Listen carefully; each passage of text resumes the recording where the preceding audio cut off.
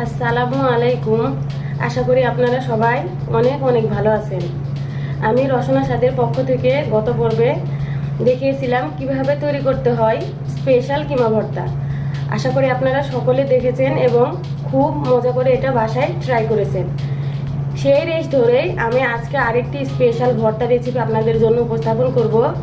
সেটির নাম হলো লাউ খোসা রুই ভর্তা। আশা করি এটিও আপনাদের কাছে ভালো লাগবে এবং আপনারা সবাই মিলে উপভোগ করবেন। তো দর্শক, দেখে আসি এই রেসিপিটি তৈরি করার জন্য আমাদের কি কি লাগছে। রুই মাছের টুকরো 2টি মাঝারি সাইজের, কাঁচামরিচ 5 থেকে 6টি নিয়েছি, আপনারা এর থেকে কমও নিতে পারেন, বেশিও নিতে পারেন। রসুন কুচি 1.5 টেবিল চামচ, পেঁয়াজ কুচি 3 টেবিল চামচ, লবণ স্বাদ মতো, লাউ খোসা কুচি করে নিয়েছি 1 কাপ, আর ধনে পাতা 1.5 টেবিল চামচ। এখন আমি এই রেসিপিটি আপনাদেরকে তৈরি করে দেখাবো। আমি এখন চুলাটা জ্বালিয়ে এর উপরে একটি প্যান দিয়ে নিয়েছি। চুলাটা জ্বালিয়ে দিয়েছি, একটু বেশি আঁচ দিয়ে দেব।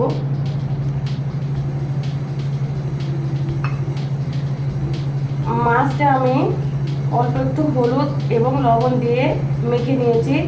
এটা হালকা তেল দিয়ে সুন্দর করে ভেজে নেব। আমি আগে তেল দিয়ে দিচ্ছি, সামান্য তেল দিলেই হবে।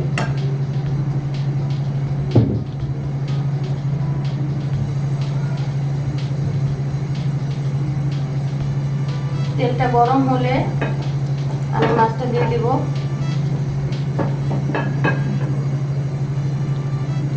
তেলটা কিছুটা গরম হয়ে এসেছে, এখন আমি মাছ 2 টুকরো ছেড়ে দিচ্ছি তেলের মধ্যে।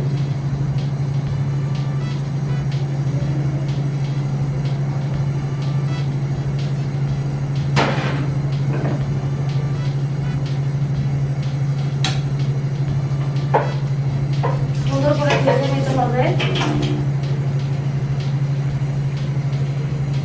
আস্তে আস্তে নেড়ে 5 থেকে 7 মিনিট আমি এই মাছটিকে সুন্দর করে ভেজে নেব, যেন ভিতরের দিকেও ভাজা ভাজা হয়।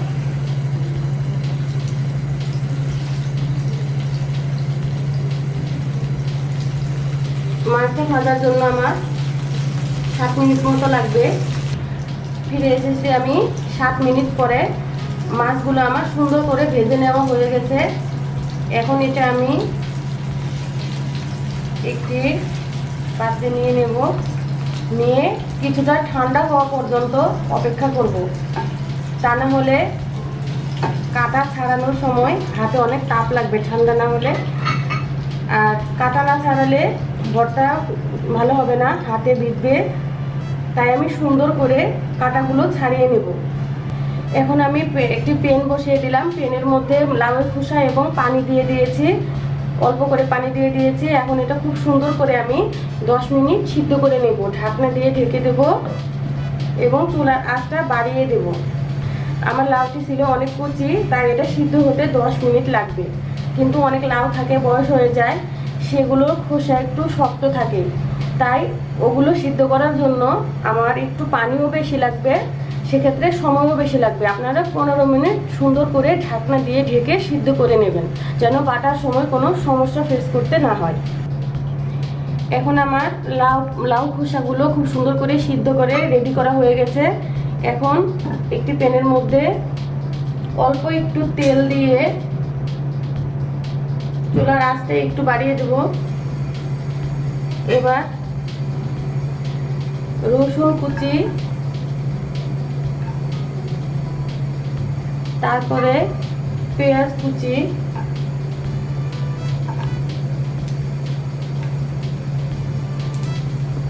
তারপরে কাঁচা মরিচগুলো সুন্দর করে হালকা করে ভেজে নেব। ভাজলে একটু নরম নরম হবে, আমার বাটতে সুবিধা হবে, খুব সুন্দর মিহি হয়ে যাবে। যারা ঝাল কম খান তারা মরিচের সংখ্যা কম করে দিতে পারেন। আবার অনেকে আছেন যারা ঝাল পছন্দ করেন একটু বেশি, তারা একটু বাড়িয়ে দেবেন। এর মধ্যে আমি লবণ দিলাম না, যেহেতু মাছ যখন সিদ্ধ করেছি তখন একটু লবণ দিয়েছিলাম, তারপরে লাউয়ের খোসা সিদ্ধর সময় একটু লবণ দিয়েছিলাম। এখানে দেওয়ার প্রয়োজন নেই। আমি যখন ভর্তাটি তৈরি করা হবে তখন একটু চেখে নিয়ে যদি কম হয় একটু লবণ অ্যাড করে দিব। এদিকে ওদিকে নেড়ে সুন্দর করে ভেজে নিতে হবে।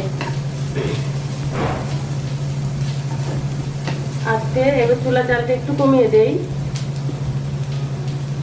একটু সময় নিয়ে ভাজতে হবে যেন এগুলো নরম হয়ে যায়। পেঁয়াজগুলো একটু বাদামি বাদামি হয়, কাঁচামরিচের কালারগুলো যেন চেঞ্জ হয়ে যায়।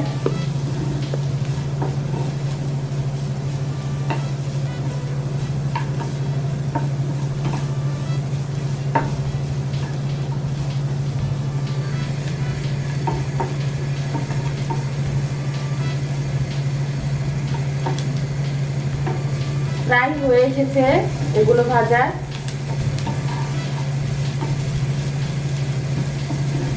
অল্প একটু তেল দিয়ে ভাজবেন, তাহলে ভাজাটা অনেক সুন্দর হবে।